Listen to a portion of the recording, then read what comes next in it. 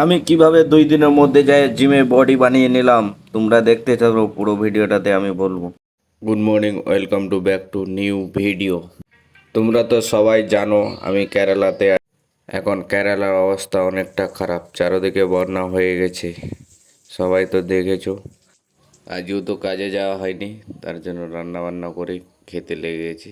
খাওয়া দাওয়া শেষ করার পর আবার দেখছি যে বৃষ্টি চলে আসছে।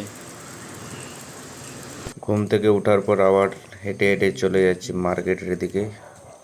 দাদাকে মার্কেট করে দেবো, তারপরে আমি চলে যাব জিমে। দাদার হাতে বাজারটা দেওয়ার পর সোজা জিমে এন্ট্রি মেরে দিয়েছি। জিমে যাই ওয়ার্কআউট যে আছে চেস্ট ট্রাইসেপ। বডি বানাতে গেলে তোমরা ভেবো না 1-2 দিনের মধ্যে বডি বানিয়ে যাবে। আমি মজাক করে বলেছিলাম তোমরা যাতে পুরো ভিডিওটা স্কিপ করো, দেখার জন্য বলেছিলাম। নর্মাল তোমাকে 3 থেকে 4-5 বছর করতে হবে, তারপর বডি একটা মেনটেনে আসবে।